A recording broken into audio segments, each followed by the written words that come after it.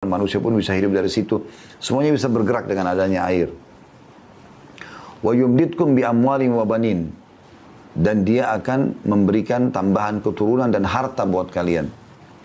Makanya pernah teman-teman sekalian, ada orang yang datang kepada Hasan Basri rahimahullah, 3 orang. Tiga-tiganya punya masalah nih.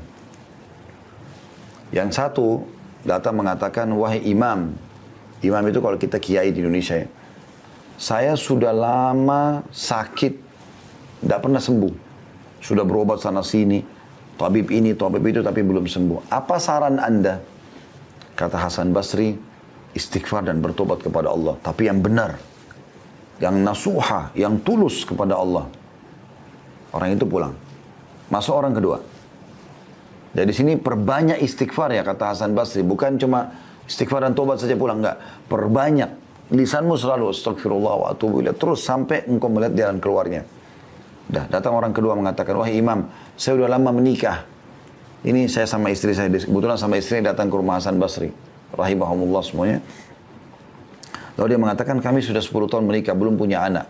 Apa saran Anda? Kami sudah coba ke tabib ini, tabib itu, tapi juga tidak bisa. Ya, kami dapatkan solusinya. Kata Hasan Basri, perbanyak, garis bawah kalimat perbanyak istighfar dan taubat. Amalkan.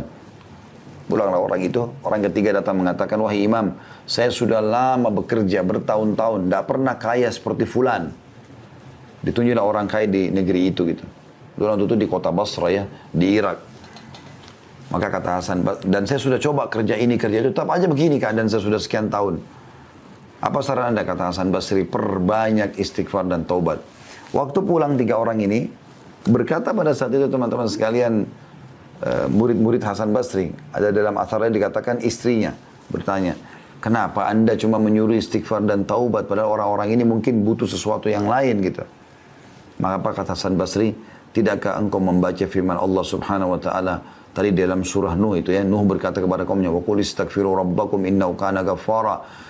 Ya, Nuh berkata beristighfar dan bertobatlah pada Tuhan kalian karena dia maha menerima taubat hambanya. Yursilis sama alaikum midrara.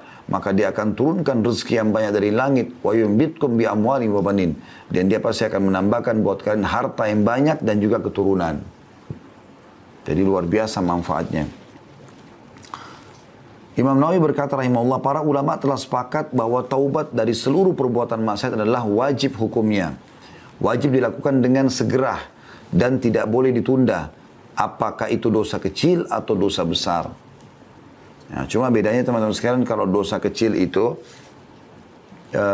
bisa diampuni dengan sholat, dengan wudhu, ya. Kemudian dengan semua ibadah lah, sedekah, bakti sama orang tua, jenguk orang sakit, semua ini bisa memaafkan dosa-dosa kecil. Tapi kalau dosa besar harus tobat nasuha.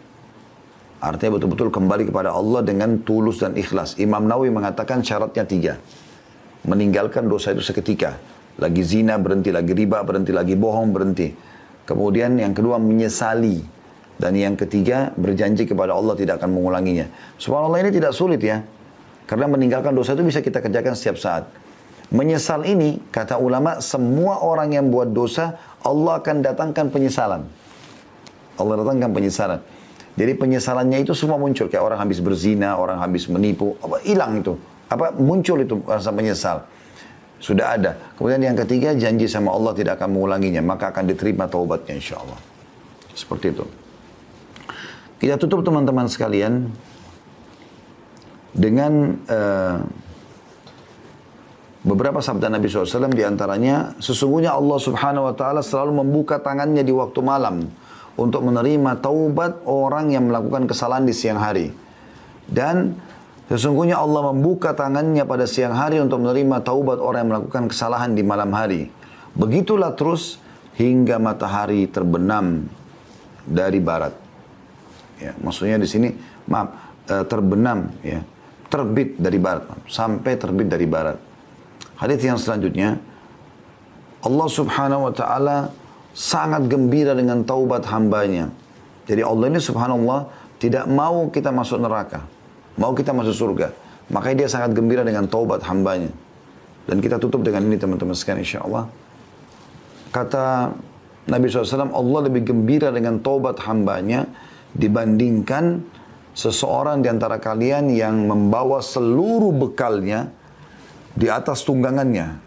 Ya, digambarkan tunggang itu zaman dulu seperti unta misalnya. Dia bawa semuanya bekalnya. Kalau Anda mungkin naik mobil di zaman sekarang, membawa seluruh harta yang Anda punya, simpanan Anda, bawa di mobil. Kemudian kata Nabi SAW, dia melewati padang pasir yang tak bertuan. Nggak ada orang, nggak ada hewan, padang pasir tandus. Dia jalan, kemudian dia capek, dia istirahat di bawah sebuah pohon. Pohon itu pun bukan pohon yang rindang. Kemudian dia tertidur, waktu dia bangun, dia tidak menemukan untanya sama bekalnya, hilang. Lalu dia keliling-keliling mencari, tidak ketemu. Pada saat dia sudah putus asa, dia pun berkata pada dirinya sendiri, saya akan kembali ke pohon yang tadi saya tidur. Ya. Dan saya berharap pada saat saya bangun sudah mati. Maka Nabi SAW mengatakan dia pun kembali ke pohon itu, lalu dia tidur, ternyata pada saat dia bangun, dia temukan untanya sama bekalnya semua ada di depannya. Bagaimana gembiranya orang ini karena dia bisa melanjutkan kehidupan? Allah lebih gembira dengan tobat hambanya dibandingkan orang seperti ini.